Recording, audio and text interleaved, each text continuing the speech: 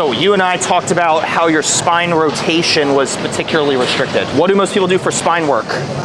CatCows, right? The other one is the open book, closed book, where people just kind of stretch, open, close the book, right? I want you to get into the open book, closed book, and I'm gonna show you how much more you can get out of it. And then we're gonna follow this up with 2 additional spine exercises, but rotational stuff. So both hands together, knees are tucked. I want you opening up. And so essentially right now, you can put your head back. You are learning to separate the spine from the pelvis, the upper body from the lower body. Right now, people would normally open the book and close the book, right? As like a dynamic warm-up. That's fine, but I wanna show you how you can do a little bit more with that. Now open up the book again. Keep that knee down. Keep your head facing up. Face up, yeah, get the shoulder down. So right now we have your spine rotated. What you're gonna do now is flex and extend your spine in spine rotation. So without moving this at all, if I told you to push down on my hand, do you feel how you're essentially doing flexion of the spine while you're twisted? Now, without moving this at all, extend the spine. Yes, you feel that pop in your low back as well. Hold that, get this shoulder down further. Beautiful, try to relax. You see how you're tensing up, you're holding your breath. I need you to dial back that fight or flight response. So just try to breathe and relax in that space. Again, push the lower back down now. So you're trying to flatten your spine on the floor. You're trying to create as much curvature as you can while you're in this rotated position. And now again, extend. Make the sternum rise. Beautiful. Drop that shoulder a little bit more. Breathe. Okay, so you see how we can kind of layer in more engagement on this setup, right? Now what you're gonna do is pair breathing with it. Okay, breath work with the spine. And the idea is that we need your rib cage to open and close, right? To ascend and descend. So this is what I want you to do now, is take a really big, deep inhale and let your chest rise, extend. Big inhale, big inhale, big inhale. This is rising, rising. Now exhale and flatten the spine. Flatten the spine. Keep flattening, and now relax, get more rotation. More rotation. Yes, beautiful. Pull your head this way more, keep that nice and straight to the roof. Again, take a really big inhale and extend the spine. Inhale, inhale, inhale, inhale. All the way, get that chest to rise. Now exhale, flatten the spine. Exhale, exhale, deflate your lungs. Beautiful. Inhale again, let that chest rise. All the way up, the hips are staying still. If you needed to, you could use this hand and hold yourself down, right? If a client had that problem. Inhale again, extend, extend, extend. And now exhale, flatten the spine, create as much flexion as you can, the ribs should collapse. You see how now you're more comfortably sitting in rotation, right? Initially, your arm was like stuck like right here, right? I want you to swing your legs over and do the exact same thing in reverse. So again, knees tucked, hands together. If you want to, yeah, if you want to, you're free to do that, right? It kind of keeps a check, because otherwise, if you don't have the rotation there, the whole pelvis is gonna dump with you. Yep, head back, head back, head back. Breathe into that. Try to release your spine in a sense. If the rib cage can't expand from breathing, the spine will not be able to rotate as far as you want. So now what I want you to do is take an inhale and extend. Start driving the chest up to the roof. You're trying to inhale and make the rib cage flare open. And now exhale and drive the spine onto the floor. Feel the core flexing. You notice how much further you are. Take another big deep breath. Inhale. I want to see the rib cage ascending, externally rotating. I want to see the sternum rise. And then exhale again. Tighten the core, drop the spine to the floor, flatten it again. Good, I like this in line here. One more really good deep breath. Inhale, feel the rib cage flare. Exhale, flatten the spine. feel the spine flattening into flexion. And you notice how your shoulder is already on the floor, right? Does that make sense? So how you can do an open book, closed book paired with breath work to ensure that the rib cage and the diaphragm isn't keeping your spine from rotating. And pairing the breathing with spine work is good stuff, okay? Take a second, it makes sense for you to cat-cow for a moment. Okay. Do some cat-cows. I'm gonna get us set up for the next one. Passive range hold is gonna look like this. You're gonna twist your torso into the pole. You notice my hips didn't rotate with me, right? I'm trying to separate the upper body from the lower body. So you're gonna be hinged at the hips, rotated like this. Your job is to try to rotate further and clear the pole off of the ground. And when I lift up, I am getting a wicked shortening sensation because my oblique has to fully contract to rotate the spine. You're gonna go the other direction, exact same thing, pull off. So let's start with hinge at the hip first, all the way over. Twist your torso, like this, yeah, both hands on the pole, right there. So right now, this is squared, right? The pelvis is not moving. Let's straighten the arms a little bit more. Right there. So you notice how you're more deeply rotated than you typically would probably get. And what you might find is if you drop the shoulder a little bit more, straighten that elbow, pull the pole out more, this way. Yeah, like that. Now what I want you to do is start tightening this oblique and try to lift up off the pole or off the floor. Do you feel this oblique firing? So you're essentially trying to rotate your trunk. Now relax. Same deal again. Straight elbows. Keep that head facing the pole, right there.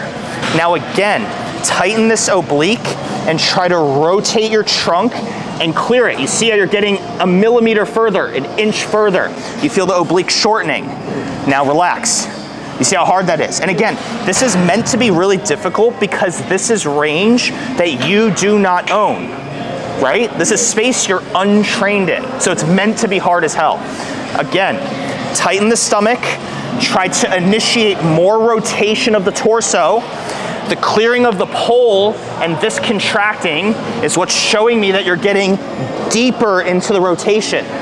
Now relax. Switch sides, see if we can find your oblique on the other side. It's hard as hell. And I've seen people add additional weight to this by putting an ankle weight on the pole. And yeah, it's hard, right? But I mean, why wouldn't you just load spine training any further, right? So again, elbows are straight, hips are squared. And if you are in too much rotation, what you can do is bring your arms down a little bit. You can bring your arms down just a little bit. Yeah, yeah, yeah. And so now, we're here, hips squared, your money there. Twist your head to the pole. Now put tension in this left oblique and then rotate. Rotate your trunk, pull off of the floor, exactly. You feel that oblique shortening. And now relax. Again, reset, take a big deep breath, put tension in this oblique, and now rotate. Yes, yes, all we're trying to do is get a little bit more trunk rotation. And then relax. Elbows straight again, reset. Yup. One last time, you're trying to initiate more of this, right? You're here, and you're just trying to get a little bit further. Think about getting the pole to the roof. Ready? Set, use your trunk, put tension in this oblique, twist a little bit further. Exactly. And relax it. Did you notice how much harder that is on the other side than this side? Go back to the other side. You're doing another round. Yeah, I'm not letting you off like that. And so this is where mobility training becomes asymmetrical, right? Because one side needs more tension than the other. You need more volume. So same deal. For the hands, I don't care if you do over-under. I don't care if you do over-over. It doesn't matter. Whatever's comfortable, right? But I think also, can I lessen up the passive range? Just yeah. It's kind of on you to feel out where your end range is. And if I'm putting you too deep, you're not going to get the right engagement. I think I was just too far, so then I was like pushing it harder, but also me doing it on this side was just easier to do on the second side. Okay, because you already knew what was going on. Okay. Fine, yeah, man, fine, yeah. So the hips are squared, right? The hips stay squared to the machine here. The trunk is rotated, right? Now with your arms, let's bring the pole down to here a little bit more. Yeah. From here, twist the spine further and tighten this oblique. You see how you're putting tension there to maximally shorten this. Yeah. Now relax it. Again, keep the hips squared, tighten this oblique, rotate the spine further. Think about dropping the shoulder this way up to the roof. Twist the trunk, come back down, relax one more time. One more time, keep that spine straight. Beautiful, put tension in this oblique. Get your footing right, that's all good. Tension in this oblique, and now lift up. Twist, squeeze, squeeze, squeeze, and relax it. You got more engagement on that, better engagement in the oblique. And so the idea is that normally you could say only go to about here, right? But the passive range lets you work all the way over here. And so your starting position is here, and you're just trying to get a little bit further. I'm just trying to get you to squeeze another millimeter out of that. And when the pole came up off of the floor, it only got like this far. But that's how you know you were at near end range, right? If the pole fell off the floor like this, you weren't at end range of motion. And so that's why it was such a struggle. It's supposed to be new territory, right? You're trying to push into more rotation. The open book, closed book helped you relax in passive space. This is how we're kind of bridging that gap to active range. The next drill is going to be shortening a lot of tissue of more of what your current range of motion is, okay? Take a second and then I'll get you set up for that. So what you're going to do now is be in this position, okay? You see how my hand is holding the band here? The band is pulling me into rotation this way. So what am I doing? Tensing my stomach, rotating against the band until the band is almost at my face. You notice how my hips are not moving with me too much. So my hips are squared to the rack, and I am shortening my spine rotators to about here, and then I'm gonna reset. You can let yourself pull all the way around if you want, but you notice how my hand is what's holding the band here, right? It's gonna feel a little awkward for some people, but you just have to hang on. That kind of is what it is. Rotate. If this was too easy, if it's too hard, take a step forward. All right? So yes, so I kind of have my hand like this. It's not a perfect setup, but you're trying to rig up a way to shorten spine rotators, but on posterior spine, not anterior. So literally just hold on like this and keep your finger kind of hooked around it, okay? Step back a little bit more. So from here, I don't want to see your hips moving. And you could do this seated too, right? Like if you did this and your hips kept swaying with you, then sit down and reduce compensation. And so now from here, twist to your left and shorten. So now you're lengthening, right? You feel passive range. And now rotate to me and keep going until the band is like almost at your face, but don't let the hips move. Keep going, keep going. You feel backside spine here, posterior spine tissue shortening. And now maintain tension and rotate all the way back. Nice. Yeah, you can come back now. Exactly. You're just doing this for repetitions now. Beautiful. All the way around. The hips don't move. The pelvis doesn't move. Good. Now the band is pulling you into passive rotation to the right. Now rotate to the left. Don't move the hips at all. You're now shortening posterior spine rotators. All the way around. All the way around. Watch those hips. Yep. Come back around again. Beautiful. And again, if you wanted more resistance, you could step back, you could step forward for less. And you also could use a thicker band, right? There's a million ways to do this. Nah, this band fine. Go ahead and extend now. Yeah, this band's pretty easy. Try extension. Hips are still. Now rotate to me. Don't move this hip at all. Rotate to me. Rotate to me. And we should be feeling all sorts of spine rotators here contracting. You might get some lat, you might get some scapula stuff, but again, you're just loading rotation in a different way than we typically would. Good. Good. Yep. Again, contract the spine rotators, hips are glued, and you're just trying to get this hand all the way back to me as far as you can, and then back around. Give me one more there.